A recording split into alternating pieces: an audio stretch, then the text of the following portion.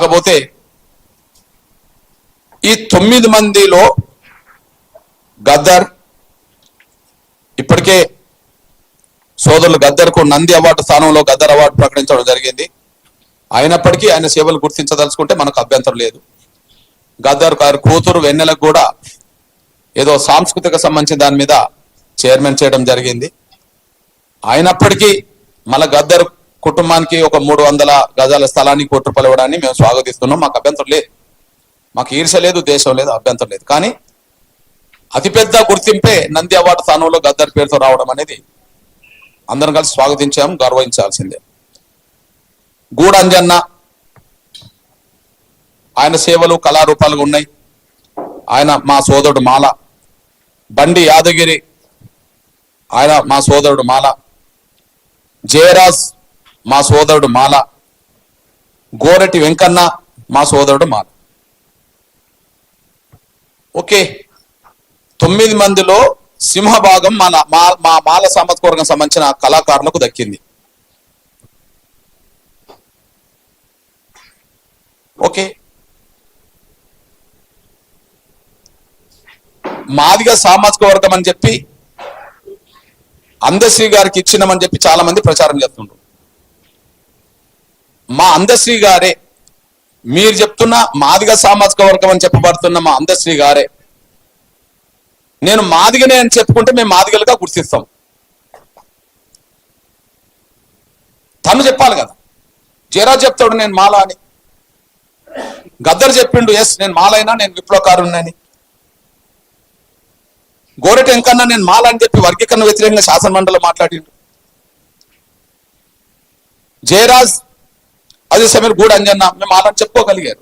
Schedule కులాల్లో 5గురికి ఇస్తే 5గురు మేము మాలని గతంలో చెప్పుకునే చరిత్ర ఉన్నది. కానీ మీరు ఫలానైన మాదిగాని మీరు చెప్తున్నది ఏదైతున్నదో, నేను నాకు ఏ కులం లేదు, నేను మాదిగాని కూడా కాదు, నేను విశ్వనరుడిని అని చెప్పుకుంటాడు. బహుశా విశ్వనరుడి పేరుతో ఇచ్చినందుకు మేము స్వాగతిస్తాం. ఒకవేళ అతను మాదిగాని మీరు చెప్పియదలుచుకుంటే ఆయనతో మాదిగాని అనిపించండి.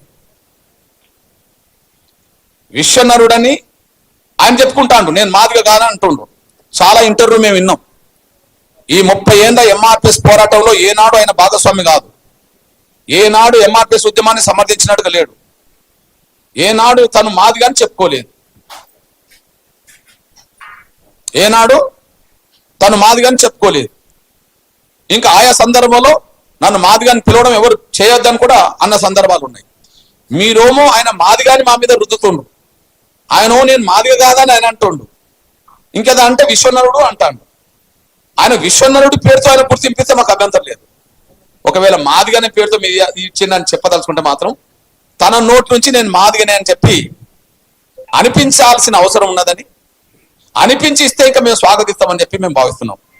ఒకవేళ మీరు ఆయన నోటి నుంచి అనిపించి ఇచ్చినా 5 ఒకవైపు అయింది, 1 ఒకవైపు అయింది. ఒకవేళ మీరు అనిపించి ఇచ్చిన కదా, ఒకవేళ మీరు అతను మాదిగే అని ఒకవేళ ఆయన నోటి నుంచి అనిపించి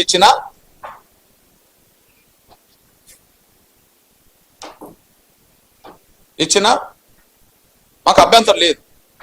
కానీ ఆయన నోటి నుంచి అనిపించాల్సిన అవసరం ఉన్నది. అయితే నేను మాదిగను కాబట్టి నాకు ఇచ్చిందని ఆయన అనుకోకపోతే కళాకారులు అనుకుంటే, వాస్తవానికి తెలంగాణ రాష్ట్రంలో కళాకారుల కులం అంటేనే మాదిగలు గుర్తుకొస్తారు. తెలంగాణ కళాకారులు అంటేనే ఎక్కువ మంది మాదిగలు గుర్తుకొస్తారు. తెలంగాణ రాష్ట్ర ఉద్యమం మొత్తం ధూమ్ధాముల పేరుతో నడిచింది.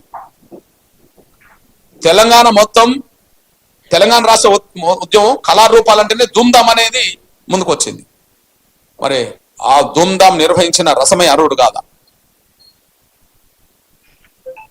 ఎవరన్నా అనుకుంటారేమో, ఆ రసమై బీఆర్ఎస్ కదా, రసమై బీఆర్ఎస్ నుంచి ఎమ్మెల్యేగా ఎన్నికబడ్డాడు కదా, కాంగ్రెస్ ఆ కోణంలో రాజకీయంగా గుర్తింపునివ్వలేదేమో